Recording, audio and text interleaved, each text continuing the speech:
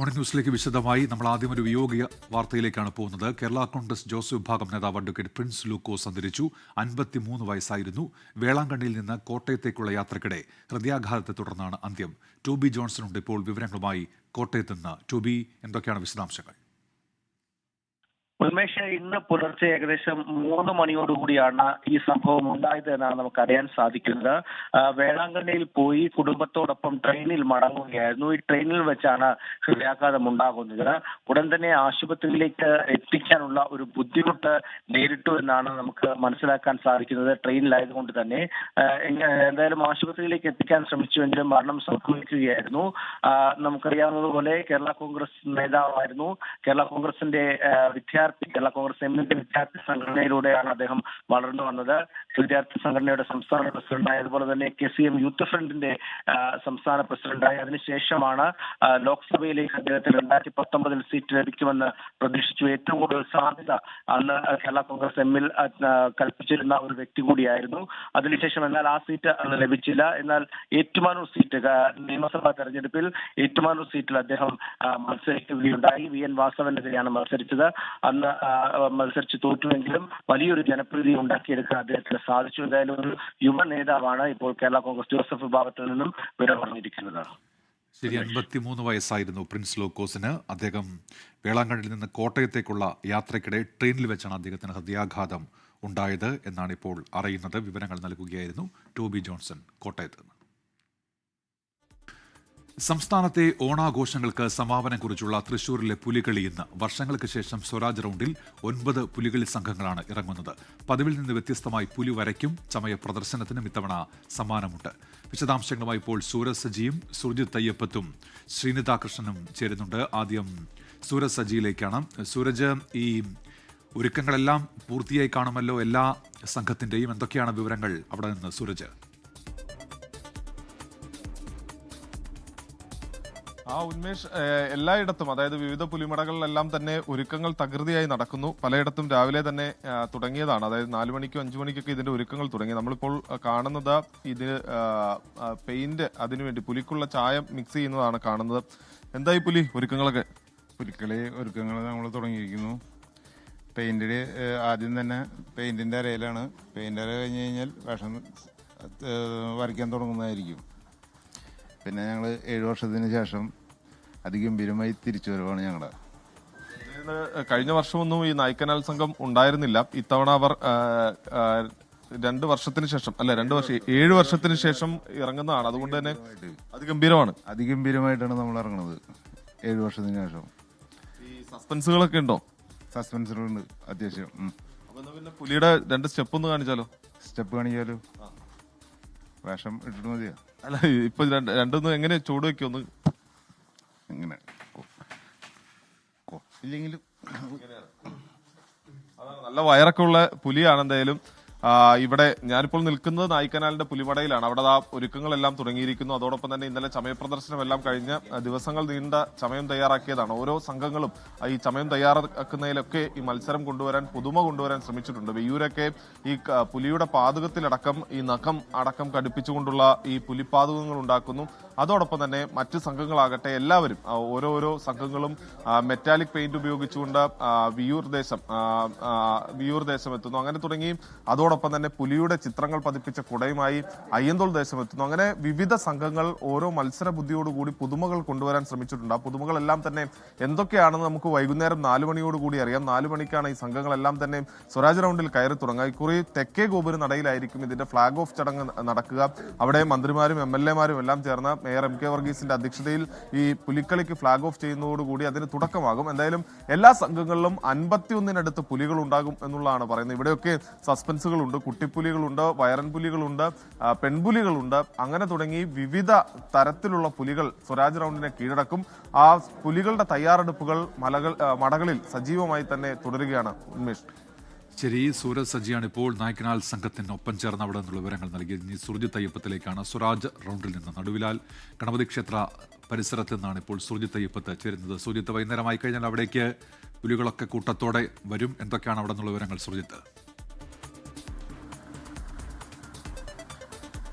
ഉന്മേഷ, തീർച്ചയായും ഞാൻ നിൽക്കുന്നത് ഇപ്പോൾ സ്വരാജ് റൗണ്ടിലാണ്. അതായത് വടക്കുന്നാഥ ക്ഷേത്രത്തിന്റെ ചുറ്റും ഉള്ളതാണ് സ്വരാജ് റൗണ്ട്. ആ സ്വരാജ് റൗണ്ടിലെ ഏറ്റവും സവിശേഷമായ ഒരു പോയിന്റ് എന്ന് പറയുന്നതാണ് ഈ നടുവിലാൽ ഇത് ഗണപതി ക്ഷേത്രമാണ്. ഗണപതി ക്ഷേത്രത്തിൽ അവിടെ ഇതിനു മുന്നിലാണ് എല്ലാ പുലി മടകളിൽ നിന്നുള്ള സംഘവും സംഗമിക്കുന്ന അത് ഇവിടെ വെച്ചാണ്. അത് ആ ഒരു സുന്ദര കാഴ്ചയാണ്. ഇവിടെ എത്തി ഈ നടുവിലാൽ ഗണപതിക്ക് തേങ്ങ ഉടച്ച ശേഷമാണ് സംഘങ്ങൾ ഈ സ്വരാജ് റൗണ്ട് ചുറ്റുക എന്നുള്ളതാണ് ഏറ്റവും പ്രധാനപ്പെട്ട കാര്യം.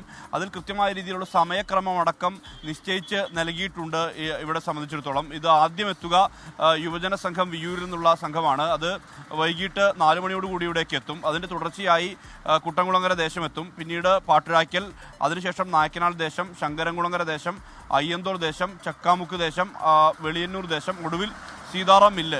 അങ്ങനെ ഉള്ള 9 സംഘങ്ങളാണ് ഇക്കുറി ഈ പുലിക്കളിയുടെ ഭാഗമാകുന്നത് എന്നുള്ളതാണ് ഏറ്റവും പ്രധാനപ്പെട്ട പ്രത്യേകത. ഒരുപക്ഷെ കുറച്ച് കാലത്തിന് ശേഷം കഴിഞ്ഞ തവണയൊക്കെ 7 സംഘങ്ങളാണ് ഉണ്ടായിരുന്നത്. ഇത്തവണ 9 സംഘങ്ങൾ ഉണ്ടാകുന്നു എന്നുള്ളത് ഏറ്റവും പ്രധാനപ്പെട്ട സവിശേഷമായ കാര്യമാണ്. അത്രമാത്രം വലിയ സജ്ജീകരണങ്ങൾ ഇവിടെ ഒരുക്കിയിട്ടുണ്ട്. കാരണം ഇവിടേക്കാണ് എല്ലാ സംഘങ്ങളും എത്തി നടുവിലാൽ ഗണപതിക്ക് തേങ്ങയുടച്ചാണ് കടന്നു പോവുക.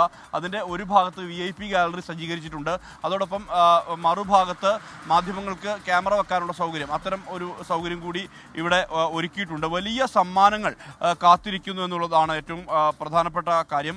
ഈ പുലിക്കളി സംഘങ്ങൾക്ക് ധനസഹായമായി 3,12,500 രൂപ നിശ്ചയിച്ചിട്ടുണ്ട്. ഒപ്പം തന്നെ കേന്ദ്ര സർക്കാർ 3 ലക്ഷം രൂപയും ഓരോ സംഘങ്ങൾക്കും നൽകുമെന്നുള്ള പ്രഖ്യാപനം 3 ലക്ഷം രൂപ നൽകും ഓരോ സംഘങ്ങൾക്കും എന്നുള്ള പ്രഖ്യാപനം കൂടി വന്നിട്ടുണ്ട്. എന്തായാലും അതൊക്കെ വലിയ ആശ്വാസകരമാണ്. കാരണം ലക്ഷങ്ങൾ ചിലവഴിച്ചുള്ള ഒരു മഹാമേളയാണ് ഈ പുലിക്കളി എന്ന് പറയുന്നത്. സ്വാഭാവികമായും അതിന് എത്തുന്ന സഹായം, ഒപ്പം സമ്മാനങ്ങൾ, ഇതെല്ലാം തന്നെ ഏറ്റവും പ്രധാനപ്പെട്ട കാര്യമാണ്. ഇത്തവണ ഈ ചമയത്തിനടക്കം അതായത് നന്നായി വരയ്ക്കുന്നവർക്കും ഉൾപ്പെടെയുള്ളവർക്ക് കൃത്യമായ രീതിയിലുള്ള സമ്മാനങ്ങൾ ഉണ്ട് എന്നുള്ളതും പ്രധാനപ്പെട്ട പ്രത്യേകതയാണ്. പൂരം കഴിഞ്ഞാൽ ഏറ്റവും തൃശ്ശൂരെ സംബന്ധിച്ച് സവിശേഷമായ ഏറ്റവും വലിയ ഒരു മഹത്തായ ഉത്സവം തന്നെയാണ് പുലികളി. പുലികളിയുടെ ഐതിഹ്യവുമായി ബന്ധപ്പെട്ട് പലതരം കാഴ്ചപ്പാടുകളുണ്ട്. ഏതാണ്ട് 2 നൂറ്റാണ്ട് പഴക്കമുണ്ട് പുലിക്കളിക്ക് എന്നുള്ളതാണ് പറയപ്പെടുന്നത്. ഇതുമായി ബന്ധപ്പെട്ട് ഈ ടിപ്പു സുൽത്താൻ്റെ കാലത്ത് ആ കാലവുമായി ബന്ധപ്പെട്ട് പട്ടാണി സമുദായം തുടങ്ങിയതാണ് ഇത് എന്ന് പറയുന്നുണ്ട്. അതോടൊപ്പം തന്നെ കൊച്ചി രാജാവിൻ്റെ കാലത്താണ് തുടങ്ങിയതെന്നുള്ള 2 തരത്തിലുള്ള അഭിപ്രായങ്ങൾ ഇതുമായി ബന്ധപ്പെട്ട് ഉയർന്നു വരുന്നുണ്ട്. എന്തായാലും ആ അഭിപ്രായങ്ങൾ അവിടെ നിന്നാൽ പോലും അതിനപ്പുറത്തേക്ക് ഇത് തൃശ്ശൂരിൻ്റെ ഒരു സവിശേഷമായ ആഘോഷമായി മാറിയിട്ട് കാലങ്ങൾ ഏറെയായിട്ടുണ്ട്. അത്രമാത്രം വലിയ ജനപങ്കാളിത്തത്തോടെ, അത് ജാതിയോ മതമോ ഒന്നുമില്ലാതെ ആളുകൾ ഈ പുലിച്ചുവട് വെക്കാൻ വേണ്ടി ആളുകൾ ഇവിടേക്ക് ഓടിക്കൂടുന്നു, എത്തുന്നു. അത് വയറുള്ളവരെ എത്രയധികം അംഗീകരിക്കപ്പെടുന്ന മറ്റൊരു കലാരൂപം ഇല്ല എന്നുള്ളതും പ്രധാനപ്പെട്ട പ്രത്യേകതയാണ്. അങ്ങനെ വലിയ ആവേശക്കാഴ്ചയിലേക്ക് നീങ്ങാൻ പോകുന്നു തൃശ്ശൂർ എന്നുള്ളതാണ് നമുക്ക് കാണാൻ കഴിയുന്ന കാര്യം. പുലികളി ആവേശത്തിലാണ് ഇപ്പോൾ തൃശ്ശൂർ ഉള്ളത്. വിവരങ്ങൾ നൽകുകയായിരുന്നു ഇപ്പോൾ സുർജിത്ത് അയ്യപ്പത്ത്. ശ്രീനിത കൃഷ്ണനിലേക്ക് കൂടി സീതാറാം മിൽ ദേശത്തിനൊപ്പമാണ് ഇപ്പോൾ ശ്രീനിത ഉള്ളത്. ശ്രീനിത, എന്തൊക്കെയാണ് അവിടെ നിന്നുള്ള വിവരങ്ങൾ?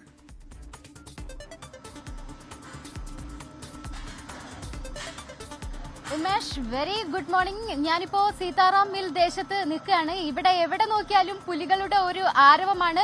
അപ്പോൾ നേരത്തെ സുർജിത്തും ഒക്കെ സൂചിപ്പിച്ചതുപോലെ തന്നെ പുലികളി അല്ലെങ്കിൽ പുലിമടയിൽ നിന്ന് പുലികൾ ഇറങ്ങാനുള്ള എല്ലാ സജ്ജീകരണങ്ങളും പൂർത്തിയായി കഴിഞ്ഞു. ഇപ്പോൾ സീതാറാം മിൽ ദേശത്തിന്റെ അണിയറയിലുള്ള കാഴ്ചകളാണ്, പുലിമടയിൽ നിന്നുള്ള കാഴ്ചകളാണ് ഇവിടെ കാണുന്നത്. ഇതൊരു പുലി, ഇത് വരയ്ക്കാൻ പറ്റുന്ന മറ്റൊരു പുലി. പുലി എന്താണ്, എങ്ങനെയുണ്ട്? നമ്മളെ ഈ വരയും ചായം പൂശലൊക്കെ എങ്ങനെ പോകുന്നു? ഇപ്പോൾ നമ്മൾ സ്റ്റാർട്ട് ചെയ്തിട്ടുള്ളൂ. കുറച്ചും കൂടി കഴിഞ്ഞ് കഴിഞ്ഞാൽ ഭയങ്കര തിരക്കായിരിക്കും. അതെ, നമ്മൾ പൊളിക്കും, തകർക്കൂടെ. നന്നായിട്ട് വരയ്ക്കുന്ന ആൾക്ക് സമ്മാനമൊക്കെ ഉണ്ട്. അത് പറഞ്ഞിട്ടുണ്ട്. നമ്മൾ തൂക്കല്ല സമ്മാനം, നമ്മള് നോക്കുന്നു. അതോർപ്പ് പറയാൻ പറ്റില്ല. എന്നാലും നമ്മൾ ട്രൈ ചെയ്യും, നമ്മള് ശ്രമിക്കും, അത്രേ ഉള്ളൂ. പിന്നെ പുലിയുടെ വയറുണ്ടോ? ഇതിപ്പോ കുറച്ച് കഴിഞ്ഞിട്ട് ഈ ചേട്ടൻ ഇത് വരച്ച് കഴിഞ്ഞിട്ട് കിട്ടുന്ന ഒരു ഫീൽ ഉണ്ട്. കറക്റ്റ് പുലി, നല്ല വയറൊക്കെ ഉള്ള പുലിയാണ്. പുലി എത്ര നാളായി പുലി വേഷം കിട്ടണു? ഞാൻ ഇവിടെ 2 വർഷമായി. നമ്മള് ഉഷാറായിട്ടൊന്ന് ചെയ്യും. അത് ചെയ്യും. നല്ല വെയിലൊക്കെ ഉണ്ടാവട്ടെ ചിലപ്പോ. ഞങ്ങക്ക് പ്രശ്നമല്ല. തൃശ്ശൂർക്കാതൊന്നും പ്രശ്നമില്ല. ഞാനും തൃശ്ശൂരാണ്, അപ്പൊ നമുക്ക് അതൊന്നും പ്രശ്നമില്ല. അതൊന്നും പ്രശ്നമില്ല. നമുക്ക് അടിച്ചു പൊളിക്കാണ്ട്. ഇതിപ്പോ എത്ര സമയം എടുക്കും ഇത് ചെയ്യാനായിട്ട്? ഇതിപ്പോ ഒരു അരമണിക്കൂർ പിടിക്കും. ഇത് എന്ത് തരം പുലിയാണ്? മീൻസ് കുറെ ടൈപ്പ് പുലികളുണ്ടല്ലോ, പച്ചപ്പുലി, കരിമ്പുലി, പുള്ളിപ്പുലി, അങ്ങനത്തെ. ഇത് എന്ത് പുലിയാണ്? നമ്മളെ സാധാരണ നോർമൽ പുലിയില്ലേ, എന്താ പറയുന്നത്, ടൈഗർ എന്ന് പറയുന്നത്. സാധാരണ പുലിയാണെങ്കിൽ അതൊരു 1.5 പുലിയായിരിക്കും. അതെ. അതിന് നമുക്ക് സ്റ്റാർട്ട് ചെയ്യുന്നേ. ഇനി സ്പെഷ്യൽ പുലികൾ കുറെ ഉണ്ട്, അവർ കുറച്ച് കഴിഞ്ഞിട്ട് എത്തുള്ളൂ. സസ്പെൻസ് ആണ്, നമ്മളെ കാണിക്കില്ല. സ്പെഷ്യൽ പുലികൾ വേറെ അണിയറയിലുണ്ടെന്നാണ് പറയുന്നത്. പക്ഷെ ഏത് പുലി ഇറങ്ങിയാലും അതൊരു 1.5 പുലി ആയിരിക്കും എന്നാണ് പറയുന്നത്. അപ്പോൾ ഇതിൻ്റെതായ ചായക്കൂട്ടുകളൊക്കെ കാണാം. ഇതൊക്കെ ഒരുപാട് സമയം എടുത്തിട്ട് റെഡിയാക്കുന്നതാണ്. നമ്മൾ ഇന്നലെ തൊട്ടേ കണ്ടു. കുറേ മണിക്കൂറുകൾ എടുത്ത് ചായ മരച്ചുണ്ടാക്കിയ സ്പെഷ്യൽ ചായക്കൂട്ടുകളാണ്. അതിൻ്റെയൊക്കെ പ്രവർത്തനങ്ങൾ ഇവിടെ നടക്കുന്നുണ്ട്. ഇത് വേറൊരു പുലിയാണ്, പുലിവേഷം കെട്ടുന്ന പുലിയല്ല, അണിയറ പ്രവർത്തനത്തിലുള്ള പുലി. നമ്മുടെ പ്രതീക്ഷേട്ടൻ എങ്ങനെയുണ്ട് കാര്യങ്ങളൊക്കെ ഉഷാറാണല്ലോ. ഇപ്പൊ നമ്മൾ തുടങ്ങിയല്ലോ, പരിപാടികൾ ഇപ്പൊ തുടങ്ങി, ഇനിയിപ്പോ ആരംഭിച്ചു. നമ്മളൊരു 4 മണിക്കാണ് ഇവിടുന്ന് ഇറങ്ങാൻ ഉദ്ദേശിക്കുന്നത്. അതിനു മുമ്പ് കുറെ കാഴ്ചകളൊക്കെ നിങ്ങൾക്ക് കാണാം. വ്യത്യസ്തമായ പുതിയ കാഴ്ചകളൊക്കെ ഉണ്ടാവും ഈ വട്ടം. സാധാരണ സീതാറാമില് കുറെ വെറൈറ്റി സാധനങ്ങൾ ഇറക്കാറുണ്ട്. ഇത്തവണ ഉണ്ടാവുമായിരിക്കും അല്ലേ? വെറൈറ്റികൾ ഉണ്ടാവും ഈ വട്ടം. സമ്മാനം തൂക്കും. സമ്മാനം പിന്നെ ആര് കൊണ്ടുപോകാൻ? ഞങ്ങൾക്ക് തന്നെയല്ലേ സമ്മാനം. അത്രയുള്ള സമ്മാനം പിന്നെ ഞങ്ങൾക്കല്ലേ സമ്മാനം എന്നാണ് പറയുന്നത്. അപ്പൊ ഭയങ്കര ആത്മവിശ്വാസത്തിലാണ് ഈ പറഞ്ഞതുപോലെ 9 ദേശങ്ങൾ ഇറങ്ങുന്നുണ്ട്. കഴിഞ്ഞ തവണ 7 ദേശങ്ങളായിരുന്നു, ഇത്തവണ 9 ദേശങ്ങൾ. അതുകൊണ്ട് തന്നെ നമ്മുടെ ഈ തേക്കിൻകാട് മൈതാനം കുറച്ചും കൂടി അധികം, അതായത് 500-നടുത്ത് പുലികൾ ഇറങ്ങും. അപ്പൊ എല്ലാവരും ആവേശത്തിലാണ്, ഭയങ്കര ഉഷാറിലാണ്. പുലിവരയൊക്കെ തകൃതിയായിട്ട് നടക്കുന്നുണ്ട്. അപ്പോൾ ആ കാഴ്ചകളിലേക്കും എല്ലാം നമ്മൾ കൃത്യമായി എത്തിക്കും. ഈ പുലിമടകളിൽ കുറെ സസ്പെൻസ് ഒളിപ്പിച്ച് വെച്ചതുപോലെ 24-ഉം കുറെ സസ്പെൻസ് ഒളിപ്പിച്ച് വെച്ചിട്ടുണ്ട്. അപ്പൊ പ്രേക്ഷകർ കാത്തിരിക്കുക. സ്നേഹാകൃഷ്ണനാണ് വിവരങ്ങൾ നൽകിയത്. ഇനി മറ്റു വാർത്തകളിലേക്ക്. ബീഹാർ വോട്ടർ പട്ടിക പരിഷ്കരണവുമായി ബന്ധപ്പെട്ട ഹർജികൾ ഇന്ന് വീണ്ടും സുപ്രീം കോടതിയിൽ. കഴിഞ്ഞ തവണ കേസ് പരിഗണിച്ച കോടതി ആധാർ രേഖയായി അംഗീകരിക്കണമെന്ന് തെരഞ്ഞെടുപ്പ് കമ്മീഷനോട് ആവശ്യപ്പെട്ടിരുന്നു. SIR-ൽ അഭിപ്രായങ്ങളും എതിർപ്പുകളും അറിയിക്കാനുള്ള സമയം നീട്ടണമെന്നാവശ്യപ്പെട്ടുള്ള ഹർജികളും ഇന്ന് കോടതി പരിഗണിക്കും. ബൽറാം നെടുങ്ങാടി വിശദാംശങ്ങളുമായി ഇപ്പോൾ ഡൽഹിയിൽ നിന്ന് ചേരുന്നുണ്ട്. Balram, good morning. എന്തൊക്കെ കാര്യങ്ങളായിരിക്കും ഇന്ന് കോടതി പരിഗണിക്കുക ബൽറാം?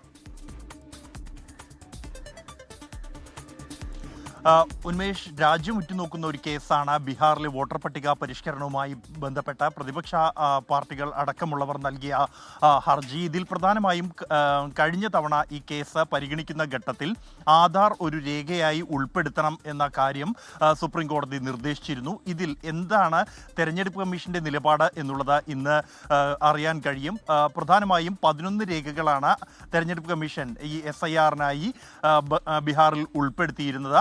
അതുകൂടാതെ മറ്റൊരു രേഖയായ അധിക രേഖയായാണ് ആധാർ കൂടി ഉൾപ്പെടുത്തണം എന്ന നിർദ്ദേശം സുപ്രീം കോടതി നൽകിയിരിക്കുന്നത്. ആദ്യഘട്ടത്തിൽ ആധാർ ഒരു തിരിച്ചറിയൽ രേഖയായി, ഒരു പൗരത്വ രേഖയായി അംഗീകരിക്കാൻ കഴിയില്ല എന്ന നിലപാടായിരുന്നു സുപ്രീം കോടതിയിൽ തെരഞ്ഞെടുപ്പ് കമ്മീഷൻ സ്വീകരിച്ചത്. എന്നാൽ സുപ്രീം കോടതിയുടെ നിർദ്ദേശത്തിന്റെ അടിസ്ഥാനത്തിൽ ഇക്കാര്യത്തിൽ സമീപനം മാറ്റാൻ തെരഞ്ഞെടുപ്പ് കമ്മീഷൻ തയ്യാറാണോ എന്ന കാര്യം ഇന്ന് വ്യക്തമാകും. ഒപ്പം തന്നെ ഈ വോട്ടർ പട്ടിക പരിഷ്കരണത്തിനായി നിശ്ചയിച്ചിരുന്ന സമയപരിധി നീട്ടണം എന്ന ഹർജികളും ഇന്ന് സുപ്രീം കോടതി പരിഗണിക്കുന്നുണ്ട്. നിലവിലിപ്പോൾ ഈ സമയപരിധി വോട്ടർ പട്ടികയിൽ കരട് വോട്ടർ പട്ടികയിൽ പിശകുകളുണ്ടെങ്കിൽ അത് അറിയിക്കാനുള്ള സമയപരിധി അവസാനിച്ചിരിക്കുകയാണ് ഈ ഒരു ഘട്ടത്തിലും.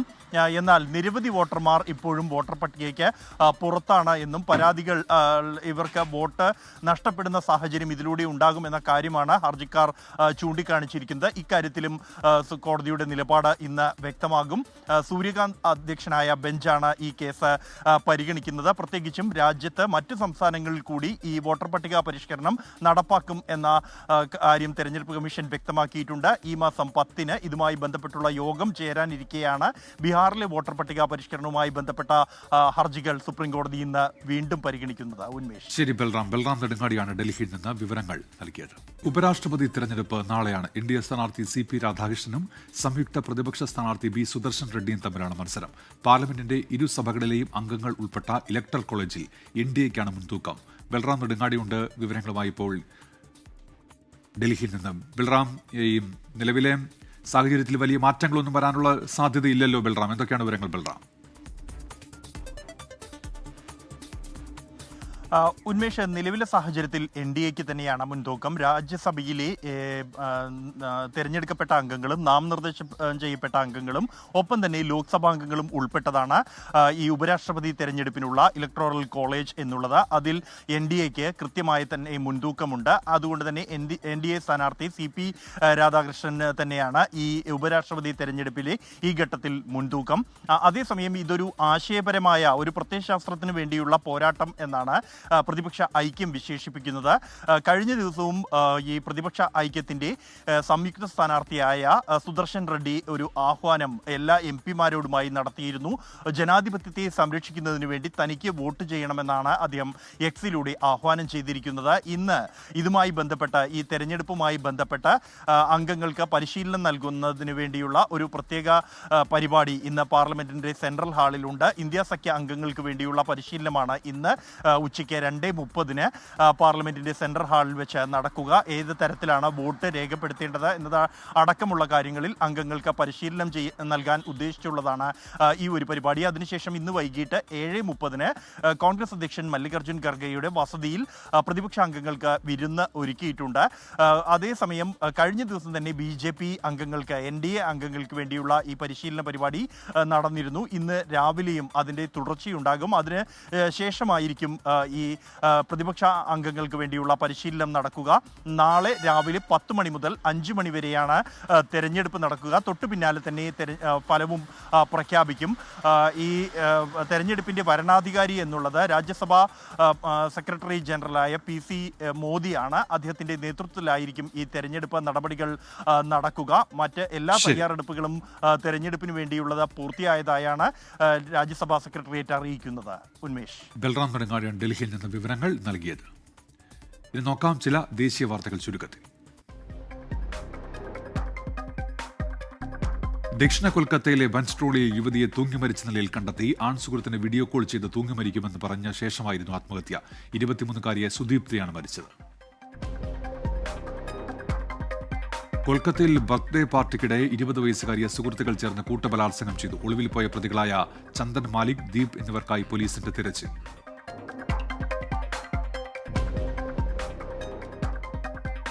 കർണാടകയിൽ ഓപ്പറേഷൻ നാർക്കോസ് വഴി കഞ്ചാവ് പിടികൂടി. 4.5 കിലോഗ്രാം കഞ്ചാവാണ് പിടികൂടിയത്. 2 പേർ പിടിയിൽ. രാജസ്ഥാനിൽ കഴിഞ്ഞ 2 വർഷത്തിനിടെ 20 കസ്റ്റഡി മരണങ്ങൾ എന്ന് റിപ്പോർട്ട്. കൂടുതൽ പേരും ആരോഗ്യ പ്രശ്നങ്ങൾ കാരണമെന്ന് വിവരം. 6 പേർ ഹൃദയാഘാതത്തെ തുടർന്ന് മരിച്ചു.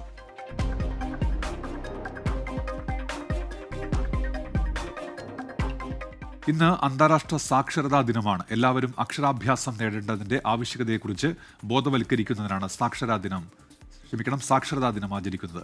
ഡിജിറ്റൽ യുഗത്തിൽ സാക്ഷരത പ്രോത്സാഹിപ്പിക്കൽ എന്നതാണ് ഇത്തവണത്തെ പ്രമേയം.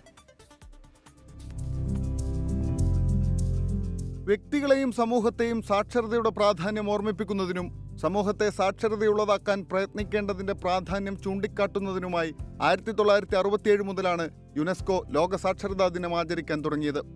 സാക്ഷരതയുള്ളതും നീതിയുക്തവും സമാധാനപരവും സുസ്ഥിരവുമായ ഒരു സമൂഹം നിർമ്മിക്കുന്നതിന്റെ ആവശ്യകതയെക്കുറിച്ച് ഭരണകൂടങ്ങളെ ഓർമ്മിപ്പിക്കുക എന്നത് പ്രധാനമാണെന്നും യുനെസ്കോ ഓർമ്മപ്പെടുത്തുന്നു. സാക്ഷരത എന്നത് ആഗോളതലത്തിൽ ഒരു വ്യക്തിയുടെ മൗലികാവകാശമാണ്. മറ്റ് മനുഷ്യാവകാശങ്ങൾ നേടുന്നതിനും കൂടുതൽ സ്വതന്ത്രരാകുന്നതിനും സാക്ഷരത അടിസ്ഥാനശിലയായി നിലനിൽക്കുന്നതായും യുനെസ്കോ സൂചിപ്പിക്കുന്നു. തുല്യത, വിവേചന വിരുദ്ധത, നിയമവാഴ്ച, ഐക്യം, നീതി, വൈവിധ്യം, സഹിഷ്ണുത എന്നിങ്ങനെ ഒരു സമൂഹം സ്വായത്തമാക്കേണ്ട എല്ലാ മൂല്യങ്ങളുടെയും അടിസ്ഥാനം സാക്ഷരതയാണ്. 2024 പുറത്തുവന്ന പീരിയോഡിക് ലേബർ ഫോഴ്സ് സർവേ കണക്കുകൾ പ്രകാരം 80.9% ഇന്ത്യയിലെ ശരാശരി സാക്ഷരതാ നിരക്ക്. 98.2% മിസോറാമാണ് 1ാം സ്ഥാനത്ത്. 97.3% ലക്ഷദ്വീപ് 2ാം സ്ഥാനത്തും 95.7% നാഗാലാൻഡ് 3ാം സ്ഥാനത്തും 95.3% കേരളം 4ാം സ്ഥാനത്തുമാണ്. 72.6% ആന്ധ്രാപ്രദേശാണ് സാക്ഷരത ഏറ്റവും കുറവുള്ള സംസ്ഥാനം. നഗരപ്രദേശങ്ങളിലാണ് സ്വാഭാവികമായും സാക്ഷരതാ നിരക്ക് കൂടുതലുള്ളത്. നഗരപ്രദേശങ്ങളും ഗ്രാമപ്രദേശങ്ങളും തമ്മിൽ സാക്ഷരതയിൽ 11% വ്യത്യാസമാണുള്ളത്.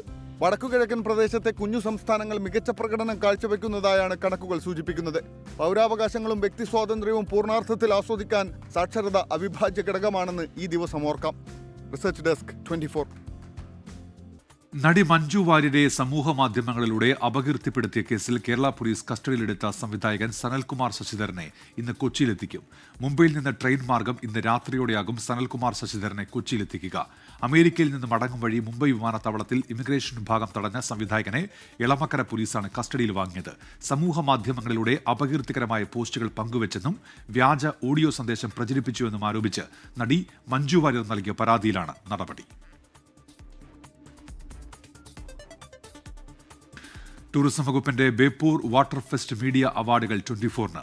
ടെലിവിഷൻ വിഭാഗത്തിലെ മികച്ച കവറേജിനുള്ള പുരസ്കാരം ടൂറിസം മന്ത്രി PA മുഹമ്മദ് റിയാസിൽ നിന്ന് അസോസിയേറ്റ് എക്സിക്യൂട്ടീവ് എഡിറ്റർ ദീപക് ധർമ്മടവും സീനിയർ റിപ്പോർട്ടർ സമീർ സി മുഹമ്മദും ഏറ്റുവാങ്ങി.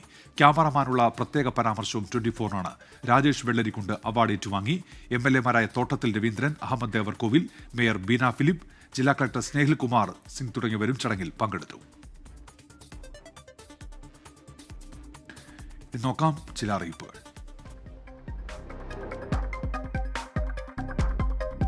പത്തനംതിട്ട പട്ടികജാതി വികസന വകുപ്പിന്റെ സെൻട്രൽ പ്രീ മെട്രിക് സ്കോളർഷിപ്പ് പദ്ധതിയിലേക്ക് അപേക്ഷ ക്ഷണിക്കുന്നു.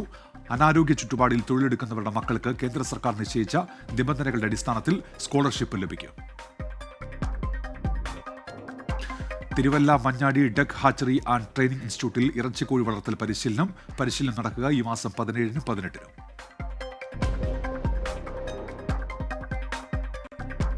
പുലികളിയോടനുബന്ധിച്ച് ഇന്ന് ഉച്ചയ്ക്ക് ശേഷം തൃശൂർ താലൂക്ക് പരിധിയിലെ വിദ്യാഭ്യാസ സ്ഥാപനങ്ങൾക്കും സർക്കാർ ഓഫീസുകൾക്കും അവധിയാണ്. സഹകരണ സംഘങ്ങൾ ഉൾപ്പെടെ നെഗോഷ്യബിൾ ഇൻസ്ട്രുമെന്റ് ആക്ട് പ്രകാരമുള്ള സ്ഥാപനങ്ങൾക്കും അവധിയായിരിക്കും.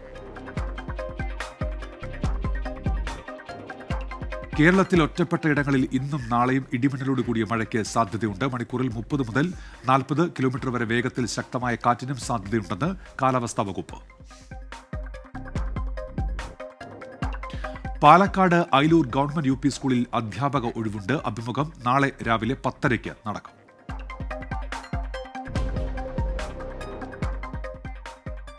വിവാദങ്ങൾക്കിടെ ആഗോള അയ്യപ്പ സംഗമത്തിനായുള്ള ഒരുക്കങ്ങൾ വേഗത്തിലാക്കി ദേവസ്വം ബോർഡും സർക്കാരും. ഇതിനോടകം 4000 പ്രതിനിധികളെ ക്ഷണിച്ചു. ADM doctor Arun S. നായർക്കാണ് ഏകോപന ചുമതല. MG പ്രതീഷ് വിവരങ്ങളുമായി ഇപ്പോൾ തിരുവനന്തപുരത്ത് നിന്ന് ചേരുന്നുണ്ട്. പ്രതീഷ്, ഈ കൂടുതൽ സംഘടനകളുടെ പിന്തുണ തേടാനുള്ള ശ്രമത്തിലാണല്ലോ ദേവസ്വം ബോർഡ്. എന്തൊക്കെയാണ് വിവരങ്ങൾ പ്രതീഷ്?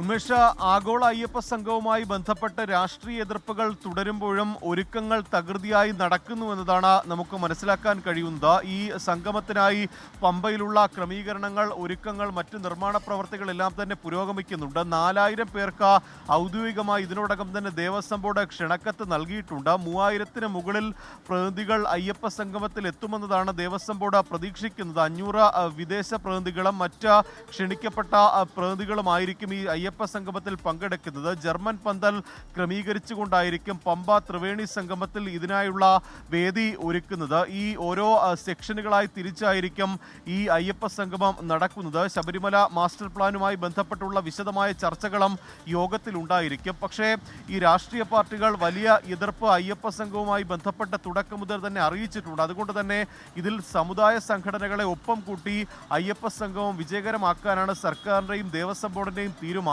ഈ SNDPയും NSSും ഇതിനോടകം തന്നെ വലിയ പിന്തുണ അറിയിച്ചിട്ടുണ്ട്. പക്ഷേ ഈ വിശ്വാസ സംഗമം എന്ന പേരിൽ ഒരു ബദൽ സംഗമം നടത്തുമെന്ന് അറിയിച്ചിട്ടുണ്ട്. ഇക്കാര്യത്തിൽ ഉൾപ്പെടെ ഏതെങ്കിലും തരത്തിൽ ഒരു ബദലായിട്ടുള്ള പ്രതിഷേധങ്ങൾ ഉണ്ടാകുമോ എന്നതാണ് സർക്കാരും ദേവസ്വം ബോർഡും ഉറ്റുനോക്കുന്നത്. പന്തളം കൊട്ടാരം പ്രതിനിധികളുമായി ഒരു ചർച്ച നടത്തുമെന്ന് ദേവസ്വം ബോർഡ് തീരുമാനിച്ചിരുന്നു. പക്ഷേ ഇക്കാര്യത്തിൽ ഒരു അന്തിമ തീരുമാനം ഉണ്ടായിട്ടില്ല. ഇപ്പോഴും ദേവസ്വം ബോർഡും സർക്കാരിൻ്റെയും നിലപാടിനോട് ഉടക്കി നിൽക്കുകയാണ് പന്തളം കൊട്ടാരം പ്രതിനിധികൾ. കാരണം ഈ യുവതീ പ്രവേശനവുമായി ബന്ധപ്പെട്ട നേരത്തെ എടുത്ത കേസുകൾ പിൻവലിക്കണമെന്നൊരു നിലപാടാണ് പന്തളം കൊട്ടാരം ആവർത്തിച്ചു കൊണ്ടിരിക്കുന്നത്. അതിൽ ഉൾപ്പെടെ തീരുമാനമുണ്ടായെങ്കിൽ മാത്രമേ പന്തളം കൊട്ടാരം ഒരുപക്ഷെ സഹകരിക്കുകയുള്ളൂ. എന്തായാലും ഒരുക്കങ്ങൾ തകൃതിയായി പുരോഗമിക്കുകയാണ്. ശരി, MG പ്രതീഷാണ് തിരുവനന്തപുരത്ത് വിവരങ്ങൾ നൽകിയത്. ഇനി അന്താരാഷ്ട്ര വാർത്തകളിലേക്കാണ്. വാർത്താലോകം.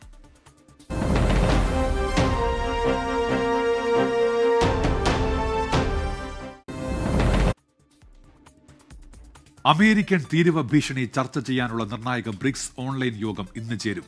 ബ്രസീൽ പ്രസിഡന്റ് വിളിച്ചു ചേർക്കുന്ന ബ്രിക്സ് നേതാക്കളുടെ യോഗത്തിൽ വിദേശകാര്യമന്ത്രി ഡോക്ടർ S. ജയശങ്കർ പങ്കെടുക്കും.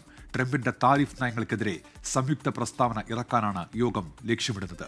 ബൽറാം നെടുങ്ങാടിയുണ്ട് വിവരങ്ങളുമായി ഇപ്പോൾ ഡൽഹിയിൽ നിന്ന്. ബൽറാം, ഇത്തരത്തിലൊരു സംയുക്ത നീക്കമാണല്ലോ, അതിനാണല്ലോ ഇപ്പോൾ ഈ യോഗം. എന്തൊക്കെയാണ് വിവരങ്ങൾ ബൽറാം?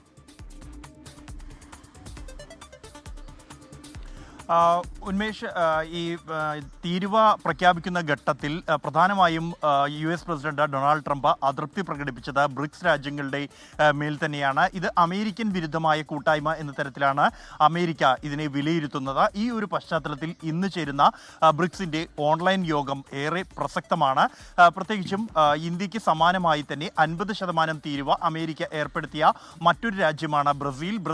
ബ്രസീൽ പ്രസിഡന്റ് ലുണ ഡസിൽവയാണ് ഇത്തരത്തിലൊരു ഓൺലൈൻ യോഗം വിളിച്ച് ചേർത്തിരിക്കുന്നത്. ഈ യോഗത്തിൽ പ്രധാനമന്ത്രി നരേന്ദ്രമോദി പങ്കെടുക്കുന്നില്ല എന്നുള്ളതും അന്താരാഷ്ട്ര തലത്തിൽ തന്നെ ചർച്ചയായിരുന്നു. പകരം വിദേശകാര്യമന്ത്രി ഡോക്ടർ S ജയശങ്കർ ആയിരിക്കും ഈ യോഗത്തിൽ പങ്കെടുക്കുക.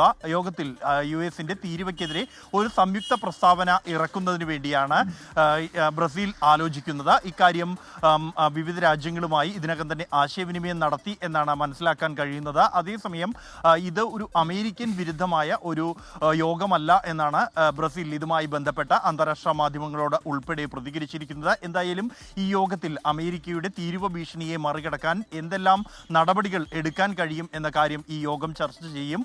ഇതുമായി ബന്ധപ്പെട്ട് യോഗത്തിന് ശേഷം ഒരു പ്രസ്താവനയും ഉണ്ടാകും. അത് ഇതിനെ മറികടക്കാൻ കഴിയുന്ന ഒരു സംയുക്ത പ്രസ്താവന എന്ന് തന്നെയാണ് നിലവിൽ പ്രതീക്ഷിക്കുന്നത്. ഉന്മേഷ്, ശരി. ബൽറാം നെടുങ്ങാടിയാണ് ഡൽഹിയിൽ നിന്ന് വിവരങ്ങൾ നൽകിയത്.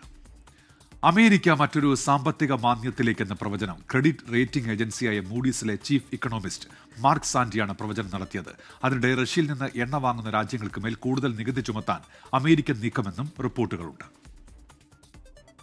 2008-2009 സാമ്പത്തിക പ്രതിസന്ധിക്ക് ശേഷം ഏറ്റവും ദുർബലമായ വളർച്ചയാണ് അമേരിക്കയിലേതെന്നാണ് ക്രെഡിറ്റ് റേറ്റിംഗ് ഏജൻസിയായ മൂഡീസിലെ ചീഫ് എക്കണോമിസ്റ്റ് മാർക്ക് സാൻഡി പറയുന്നത്. 2008 സാമ്പത്തിക പ്രതിസന്ധി പ്രവചിച്ച ആദ്യ വ്യക്തികളിൽ ഒരാളാണ് മാർക്ക് സാൻഡി. അമേരിക്കയുടെ 3-1 സംസ്ഥാനങ്ങൾ ഇതിനകം മാന്ദ്യത്തിലോ അല്ലെങ്കിൽ മാന്ദ്യത്തിലേക്ക് നീങ്ങുകയോ ആണ്. Montana, Minnesota, Mississippi, Kansas, Massachusetts എന്നീ സംസ്ഥാനങ്ങളാണ് മാന്ദ്യം നേരിടുന്നത്. സാമ്പത്തിക സമ്മർദ്ദം വിലക്കയറ്റത്തിനും തൊഴിൽ അസ്ഥിരതയ്ക്കും കാരണമാകും. അമേരിക്കയിൽ അവശ്യ വസ്തുക്കൾക്ക് വില വർദ്ധിക്കുമെന്നും സർക്കാർ ജോലികൾ വെട്ടിക്കുറയ്ക്കുമെന്നും മാർക്ക് സാൻഡി പറയുന്നു. വാർഷിക പണപ്പെരുപ്പം 4% ഉയരുമെന്നും ഉപഭോക്താക്കളുടെ വാങ്ങൽ ശേഷിയെ കൂടുതൽ ഇല്ലാതാക്കുമെന്നുമാണ് സാൻഡിയുടെ പ്രവചനം. അതേസമയം റഷ്യയെ സാമ്പത്തിക സമ്മർദ്ദത്തിലാക്കാൻ റഷ്യയിൽ നിന്ന് എണ്ണ വാങ്ങുന്ന രാജ്യങ്ങൾക്ക് മേൽ കൂടുതൽ നികുതി ഏർപ്പെടുത്താനും അമേരിക്ക ആലോചിക്കുന്നു. ഇതിനായി അമേരിക്കയെ പിന്തുണയ്ക്കാൻ യൂറോപ്യൻ രാജ്യങ്ങളോട് US treasury secretary Scott Bessent ആവശ്യപ്പെട്ടു. റഷ്യ ഉടൻ സാമ്പത്തികമായി തകരുമെന്നും സ്കോട്ട് ബെസന്റ് പറഞ്ഞു. വീണ്ടും താരിഫ് ഉയർത്തിയാൽ ഇന്ത്യ അടക്കമുള്ള രാജ്യങ്ങൾക്ക് അത് വൻ തിരിച്ചടിയാകുമെന്നാണ് റിപ്പോർട്ടുകൾ. നിലവിൽ 50% അധിക തീരുവയാണ് അമേരിക്ക ഇന്ത്യക്ക് മേൽ ചുമത്തിയിട്ടുള്ളത്. News desk 24. സലാലയിലെ വസന്തോത്സവമായ ഖരീഫ് സീസൺ അവസാന ഘട്ടത്തിലെത്തിയതോടെ വിനോദസഞ്ചാരികൾ മടങ്ങിത്തുടങ്ങി. ഒമാനിലെ സലാലയിൽ നിന്ന് അൻവർ പാലേരി തയ്യാറാക്കിയ റിപ്പോർട്ടിലേക്കാണ് ഇനി.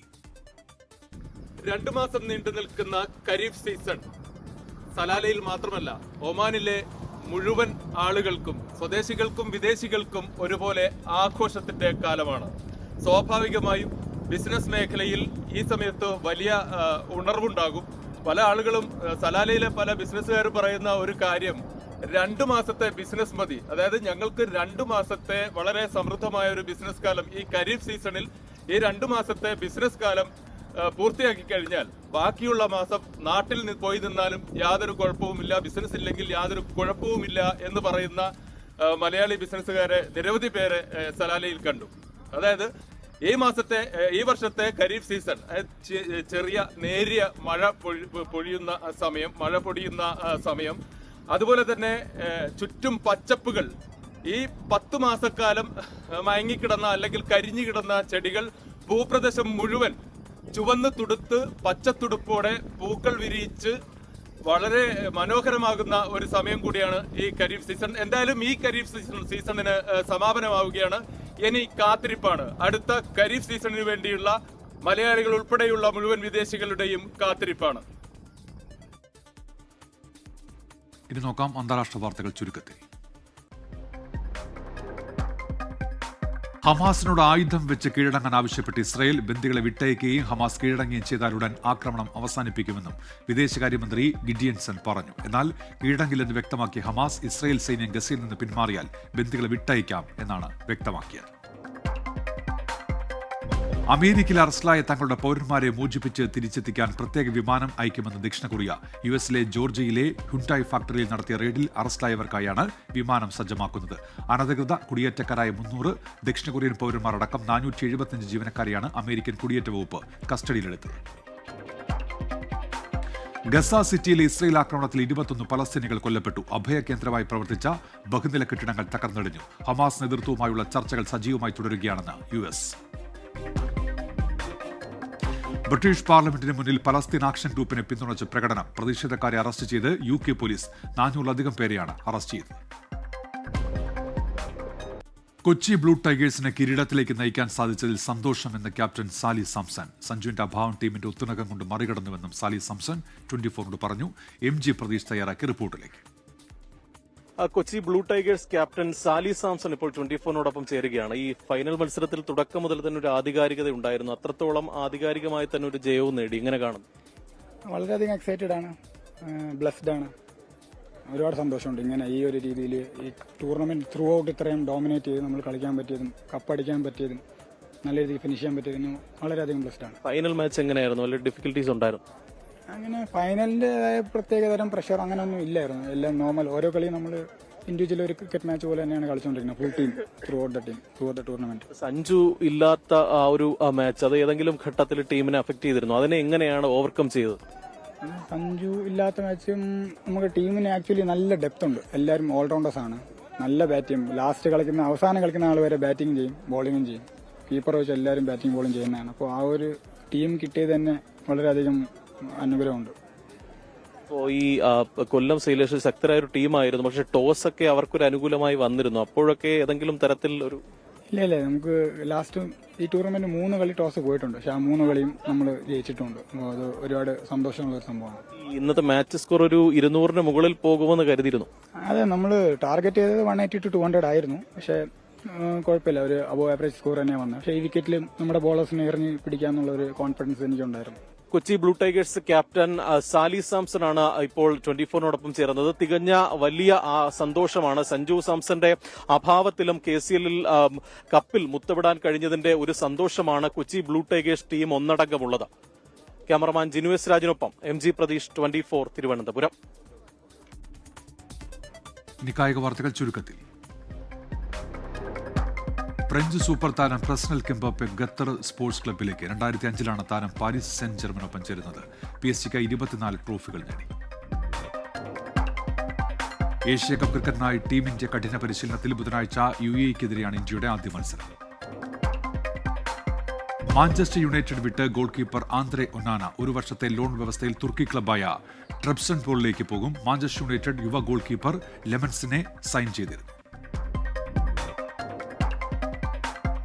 ഹമാസിന്റെ മുന്നറിയിപ്പുമായി US പ്രസിഡന്റ് ഡൊണാൾഡ് ട്രംപ്. ഗസയിലെ വെടിനിർത്തൽ എല്ലാവരും ആഗ്രഹിക്കുന്നു. ഇസ്രായേൽ തന്റെ നിബന്ധനകൾ അംഗീകരിച്ചെന്നും ഹമാസും അംഗീകരിക്കേണ്ട സമയമാണ് ഇതെന്നും ട്രംപ് ട്രൂത്ത് സോഷ്യലിൽ കുറിച്ചു. ഇത് തന്റെ അവസാന മുന്നറിയിപ്പാണെന്നും ട്രംപ് വ്യക്തമാക്കി. ഇപ്പോൾ മധു കൊട്ടാരക്കര അമേരിക്കയിലെ ന്യൂജേഴ്സിയിൽ നിന്ന് വിവരങ്ങളുമായി ചേരുന്നുണ്ട്. മധു, എന്തൊക്കെയാണ് വിശദാംശങ്ങൾ? Unmesh, good morning. ഗസയിൽ നിന്ന് ബന്ദികളെ മോചിപ്പിക്കുന്നതിനുള്ള കരാർ അംഗീകരിക്കാൻ ഹമാസിനോട് US പ്രസിഡന്റ് ഡൊണാൾഡ് ട്രംപ് ആവശ്യപ്പെട്ടിരിക്കുകയാണ്. ഇസ്രയേലികൾ തന്റെ നിബന്ധനകളൊക്കെ അംഗീകരിച്ചെന്ന് ട്രംപ് പറയുന്നു. ഹമാസ് അംഗീകരിക്കേണ്ട സമയമായെന്ന് ട്രംപ് തന്റെ ട്രൂത്ത് സോഷ്യൽ പ്ലാറ്റ്ഫോമിലൂടെയാണ് പറഞ്ഞിരിക്കുന്നത്. അംഗീകരിച്ചില്ലെങ്കിൽ അതിന്റെ അനന്തരഫലങ്ങളെക്കുറിച്ച് ഹമാസിന് മുന്നറിയിപ്പ് നൽകിയിട്ടുണ്ടെന്നും ട്രംപ് വ്യക്തമാക്കുന്നു. അത് മാത്രമല്ല, ഇതൊരു അവസാന മുന്നറിയിപ്പാണെന്നുള്ള ഒരു ഭീഷണിയും ട്രംപ് ഹമാസിന് കൊടുത്തിട്ടുണ്ട്. അതേസമയം ഉന്മേഷ്, ഗസയിൽ വെടിനിർത്തൽ കരാറിൽ എത്തുവാൻ മധ്യസ്ഥർ വഴി അമേരിക്കയുടെ ഭാഗത്തു നിന്ന് ചില നിർദ്ദേശങ്ങൾ ലഭിച്ചതായി ഹമാസ് പറയുന്നു. യുദ്ധം അവസാനിപ്പിക്കുന്ന പ്രഖ്യാപനത്തിനും അതുപോലെ ഇസ്രായേൽ സൈന്യത്തെ പൂർണ്ണമായി പിൻവലിക്കുന്നതിനും ഒക്കെ പകരമായിട്ടായിരിക്കും എല്ലാ ബന്ദികളെയും മോചിപ്പിക്കുന്നതിനുള്ള ചർച്ചകൾക്ക് തയ്യാറാണെന്നാണ് ഹമാസ് ആവർത്തിച്ച് പറയുന്നത്. ഐക്യരാഷ്ട്രസഭയുടെ ചില ആശങ്കയും ഈ ഗസയുമായി ബന്ധപ്പെട്ട് വന്നിട്ടുണ്ട്. ഉന്മേഷ്, ഐക്യരാഷ്ട്രസഭയുടെ ഈ ഗസയിലെ പുതിയ മേഖലകളിലേക്കുള്ള ഭക്ഷ്യക്ഷാമമൊക്കെ വ്യാപിക്കുന്നുവെന്നാണ് ഐക്യരാഷ്ട്രസഭയുടെ കണ്ടെത്തൽ. ഐക്യരാഷ്ട്രസഭയുടെ സഹായങ്ങളൊക്കെ ഏകോപിപ്പിക്കുന്ന ടോം ഫ്ലെച്ചറാണ് ഇസ്രായേലിനോട് തടസ്സമില്ലാതെ ഭക്ഷണം എത്തിക്കുവാനുള്ള തടസ്സങ്ങളൊക്കെ ക്ലിയർ ചെയ്യുവാൻ ആവശ്യപ്പെട്ടിരിക്കുന്നത്. അതേസമയം കഴിഞ്ഞ ആഴ്ചയിൽ ഏതാണ്ട് 2000-ലധികം ട്രക്കുകളിൽ നിന്നുള്ള ഭക്ഷണം ഉൾപ്പെടെയുള്ള സഹായം ഗസയിൽ വിതരണം ചെയ്തതായിട്ടാണ് ഇസ്രായേൽ അവകാശപ്പെടുന്നത്. ഉന്മേഷ്, ശരി. മധു കൊട്ടാരക്കരയാണ് വിവരങ്ങൾ നൽകിയത് അമേരിക്കയിലെ ന്യൂജേഴ്സിയിൽ നിന്ന്. കോഴിക്കോട്ടെ വിജിൽ കൊലപാതകത്തിൽ മൃതദേഹം കണ്ടെത്താൻ സരോവരം തണ്ണീർത്തടത്തിൽ ഇന്ന് വീണ്ടും തെരച്ചിൽ നടത്തും. പ്രതികളായ കെ നിഖിൽ, ദീപേഷ് എന്നിവരെ കസ്റ്റഡിയിൽ ലഭിക്കാൻ പോലീസ് കൊയിലാണ്ടി കോടതിയിൽ അപേക്ഷ നൽകിയിരുന്നു. മൃതദേഹം കണ്ടെത്താൻ കഴിഞ്ഞ 28-ന് കൊച്ചിയിൽ നിന്ന് എത്തിച്ച പോലീസ് നായ്ക്കളെ വീണ്ടും കൊണ്ടുവരും. സമീർ സി മുഹമ്മദ് ഉണ്ട് കോഴിക്കോട് നിന്ന്. സമീർ, വിവരങ്ങൾ എന്തൊക്കെയാണ്? Good morning Unmesh. വിജിൽ നരഹത്യാ കേസിൽ ഇന്ന് നിർണായകമായിട്ടുള്ള തെളിവെടുപ്പിനാണ് അന്വേഷണ സംഘം മുതിരുന്നത്. ഏറ്റവും പ്രധാനപ്പെട്ട ഒരു കാര്യം, ഇന്ന് ആധുനിക സംവിധാനങ്ങൾ ഉപയോഗിച്ചുകൊണ്ടുള്ള ഒരു തിരച്ചിലായിരിക്കും എന്നാണ് അന്വേഷണ സംഘം വ്യക്തമാക്കുന്നത്. ഇതിൽ ഏറ്റവും പ്രധാനപ്പെട്ട കാര്യം, ലാൻഡ് പെനട്രേറ്റിംഗ് റഡാർ കൊണ്ടുവന്നുകൊണ്ടുള്ള പരിശോധന ഉണ്ടാകും എന്നാണ് അന്വേഷണ സംഘം പറയുന്നത്. വിജിലിനെ 2019 കാണാതായത്. പിന്നീടാണ് ഈ യുവാവ് മരിച്ചു എന്ന കാര്യം ഇവരുടെ സുഹൃത്തുക്കളിൽ നിന്ന് ലഭ്യമാവുന്നത്. അമിതമായ ലഹരി ഉപയോഗത്തെ തുടർന്നാണ് വിജിൽ മരിച്ചതെന്നും തുടർന്ന് സരോവരം പാർക്കിനോട് ചേർന്ന ചതുപ്പിൽ കല്ല് കെട്ടി താഴ്ത്തി എന്നുമാണ് പ്രതികളുടെ മൊഴി. ഇതിന്റെ അടിസ്ഥാനത്തിലാണ് കഴിഞ്ഞ ദിവസം സരോവരം പാർക്കിനോട് ചേർന്ന ചതുപ്പിൽ വിശദമായിട്ടുള്ള പരിശോധന നടത്തിയത്. പക്ഷേ ശക്തമായ മഴയായിരുന്നു. ആ ഒരു സാഹചര്യത്തിൽ വിശദമായിട്ടുള്ള പരിശോധന പിന്നീട് മുന്നോട്ട് കൊണ്ടുപോകാൻ കഴിഞ്ഞില്ല. പരിശോധന നിർത്തിവെക്കേണ്ടി വന്നു. എന്നാൽ ഇപ്പോൾ നല്ല കാലാവസ്ഥയാണ്. അതുകൊണ്ട് തന്നെ ആ ചതുപ്പിലെ വെള്ളം വലിഞ്ഞിട്ടുമുണ്ട്. ഇത്തരമൊരു സാഹചര്യത്തിൽ പരിശോധന കൊണ്ട് ഫലം കാണും എന്നുള്ള ഒരു പ്രതീക്ഷയാണ് അന്വേഷണ സംഘത്തിനുള്ളത്. അതോടൊപ്പം തന്നെയാണ് കടാവർ നായകളെ കഴിഞ്ഞ ദിവസം കൊണ്ടുവന്നിരുന്നു. അവയെ ഉപയോഗിച്ചുകൊണ്ടുള്ള പരിശോധനയും ഇന്ന് ഉണ്ടാകും. ഈ കേസിൽ 2 പേരാണ് ഇപ്പോൾ അറസ്റ്റിലായിട്ടുള്ളത്. ഒന്നാം പ്രതിയായിട്ടുള്ള നിഖിലും ഒപ്പം തന്നെ മൂന്നാം പ്രതിയായിട്ടുള്ള ദീപേഷും. രണ്ടാം പ്രതി രഞ്ജിത്ത് ഇപ്പോൾ ഒളിവിലാണ്. ഈ കസ്റ്റഡിയിലുള്ള പോലീസ് റിമാൻഡിൽ കഴിയുന്ന 2 പ്രതികളെ കസ്റ്റഡിയിൽ ആവശ്യപ്പെട്ടുകൊണ്ട് അന്വേഷണ സംഘം ഒരു അപേക്ഷ കോടതിയിൽ സമർപ്പിച്ചിട്ടുണ്ട്. അവരെ ലഭ്യമാകുന്ന മുറയ്ക്കായിരിക്കും വിശദമായിട്ടുള്ള തെളിവെടുപ്പ് ഉണ്ടാവുക. ആദ്യഘട്ട തെളിവെടുപ്പിൽ ഈ പ്രതികൾ ഉപേക്ഷിച്ചിട്ടുള്ള വിജിലിന്റെ ബൈക്ക് മാത്രമാണ് കണ്ടെടുക്കാൻ കഴിഞ്ഞിട്ടുള്ളത്. ഈ കേസിൽ ഏറ്റവും നിർണായകമായിട്ടുള്ളത് മൃതദേഹം കണ്ടെടുക്കുക എന്നുള്ളതാണ്. അതിന്റെ തിരച്ചിലിനാണ്, അതിന്റെ പരിശോധനയ്ക്കാണ് ഇന്ന് അന്വേഷണ സംഘം വീണ്ടും എത്തുന്നത്. സമീർ സി മുഹമ്മദ് കോഴിക്കോട്. അമീബിക് മസ്തിഷ്ക ജ്വരം ബാധിച്ച് കോഴിക്കോട് മെഡിക്കൽ കോളേജ് ആശുപത്രിയിൽ ചികിത്സയിലുള്ള 2 പേരുടെ ആരോഗ്യനില ഗുരുതരമായി തുടരുകയാണ്. 3 കുട്ടികൾ ഉൾപ്പെടെ 12 പേരാണ് മെഡിക്കൽ കോളേജ് ആശുപത്രിയിൽ ചികിത്സയിലുള്ളത്. 1 മാസത്തിനിടെ 4 പേർ രോഗം ബാധിച്ച് മരിച്ചു. രോഗബാധ കൂടുതലായി റിപ്പോർട്ട് ചെയ്യുന്ന പ്രദേശങ്ങളിൽ ആരോഗ്യവകുപ്പ് പ്രതിരോധ പ്രവർത്തനങ്ങളും ബോധവൽക്കരണ ക്ലാസുകളും ആരംഭിച്ചിട്ടുണ്ട്. ഷാർജയിൽ ജീവനൊടുക്കിയ കൊല്ലം ചവറ തെക്കുംഭാഗം സ്വദേശി അതുല്യയുടെ മരണത്തിൽ ഭർത്താവ് സതീഷിന്റെ ഇടക്കാല ജാമ്യം റദ്ദാക്കണമെന്നാവശ്യപ്പെട്ടുള്ള ഹർജി ഇന്ന് കൊല്ലം പ്രിൻസിപ്പൽ സെഷൻസ് കോടതി പരിഗണിക്കും. ഡിജിറ്റൽ തെളിവുകളുടെ ഫോറൻസിക് റിപ്പോർട്ട് കോടതിക്ക് മുൻപിൽ ഇന്ന് ലഭിച്ചാൽ പ്രതിയായ സതീഷിന്റെ ഇടക്കാല ജാമ്യം റദ്ദാക്കണമെന്ന പ്രോസിക്യൂഷന്റെ ആവശ്യത്തിൽ വാദം നടക്കും. ജാമ്യം റദ്ദാക്കുന്നതിൽ നിർണായകമായ തെളിവാണ് ഫോറൻസിക് പരിശോധനാ ഫലം. കൊച്ചിയിലെ വെർച്വൽ അറസ്റ്റ് തട്ടിപ്പിൽ പ്രത്യേക സംഘം അന്വേഷണം ആരംഭിക്കും. DCP ജുവനപ്പുടി മഹേഷിനാണ് അന്വേഷണ ചുമതല. വീട്ടമ്മയ്ക്ക് ലഭിച്ച ഫോൺ കോളുകൾ കേന്ദ്രീകരിച്ചാണ് അന്വേഷണം. 2,88,00,000 രൂപയാണ് വീട്ടമ്മയ്ക്ക് നഷ്ടമായത്. വിഷ്ണു സുരേഷ് ഉണ്ട് കൊച്ചിയിൽ നിന്ന്. വിഷ്ണു, വിവരങ്ങൾ. ഉന്മേഷ്, വളരെ നടുക്കുന്ന ഒരു വെർച്വൽ അറസ്റ്റ് തട്ടിപ്പാണ് മട്ടാഞ്ചേരി പോലീസ് രജിസ്റ്റർ ചെയ്ത കേസിലുള്ളത്. അതിൽ 5 പേരെ പ്രതി ചേർത്തിരുന്നു. ഇപ്പോൾ അത് അന്വേഷിക്കാൻ ഒരു പ്രത്യേക സംഘം രൂപീകരിക്കുമെന്ന് ഇന്നലെ സിറ്റി പോലീസ് കമ്മീഷണർ വ്യക്തമാക്കിയിരുന്നു. DCP ജുവനപ്പുടി മഹേഷിന് നേതൃത്വത്തിലുള്ള സംഘമായിരിക്കും കേസ് അന്വേഷിക്കുക. ഈ വീട്ടമ്മയ്ക്ക് ലഭിച്ച ഫോൺ കോളുകളും അവർ പണം നൽകിയ ബാങ്ക് ട്രാൻസാക്ഷനുകളും കേന്ദ്രീകരിച്ചാണ് ഇപ്പോൾ അന്വേഷണം നടത്താൻ ഉദ്ദേശിക്കുന്നത്. ഒപ്പം ഇതിൽ ഇവർക്ക് ലഭിച്ച ഫോൺ കോളുകളിൽ ചില ഫോൺ കോളുകൾ മുംബൈ കേന്ദ്രീകരിച്ചാണ്. അതുകൊണ്ട് അങ്ങോട്ടേക്കും അന്വേഷണം വ്യാപിപ്പിക്കുമെന്നാണ് നിലവിൽ ലഭ്യമാകുന്ന വിവരം. എത്രയും പെട്ടെന്ന് പ്രതികളിലേക്ക് എത്താനാകുമെന്ന പ്രതീക്ഷയാണ് അന്വേഷണ സംഘം പങ്കുവെക്കുന്നത്. കഴിഞ്ഞ ഒരാഴ്ചക്കിടയിൽ എറണാകുളം ജില്ലയിൽ നിന്നും മാത്രം 28 കോടി രൂപയാണ് സൈബർ തട്ടിപ്പ് സംഘം കൊള്ളയടിച്ചത്. ഉന്മേഷം. ശരി, വിഷ്ണു സുരേഷാണ് വിവരങ്ങൾ നൽകിയത്. ധർമ്മസ്ഥലയിലെ മുൻ ശുചീകരണ തൊഴിലാളിയുടെ വെളിപ്പെടുത്തലിന് പിന്നിലെ ഗൂഢാലോചനയിൽ പ്രത്യേക അന്വേഷണ സംഘം ഇന്ന് യൂട്യൂബർ മനാഫിനെ ചോദ്യം ചെയ്യും. രാവിലെ 10 മണിയോടെ ബൽത്തങ്ങടിയിലെ SIT ഓഫീസിൽ മനാഫ് എത്തും. ചിന്നയ്യ കോടതിയിൽ ഹാജരാക്കിയ തലയൊട്ടി സംബന്ധിച്ച അന്വേഷണത്തിലാണ് മനാഫിനെ ചോദ്യം ചെയ്യുക. ആക്ഷൻ കമ്മിറ്റി അംഗങ്ങളായ ജയന്ത്, ഗിരീഷ് മട്ടന്നവർ എന്നിവരെ കഴിഞ്ഞ 4 ദിവസമായി അന്വേഷണ സംഘം ചോദ്യം ചെയ്യുന്നുണ്ട്. യൂട്യൂബർ അഭിഷേകനെയും SIT ചോദ്യം ചെയ്തിരുന്നു. ലോകത്തെവിടെയായാലും ഏത് സമയത്തും 24 വാർത്തകളും ഓഗ്മെന്റഡ് റിയാലിറ്റി പാക്കേജുകളും എക്സ്പ്ലെയിനറുകളും വിശദമായി കാണാൻ ഞങ്ങളുടെ യൂട്യൂബ് ചാനൽ നിങ്ങൾക്ക് സബ്സ്ക്രൈബ് ചെയ്യാം.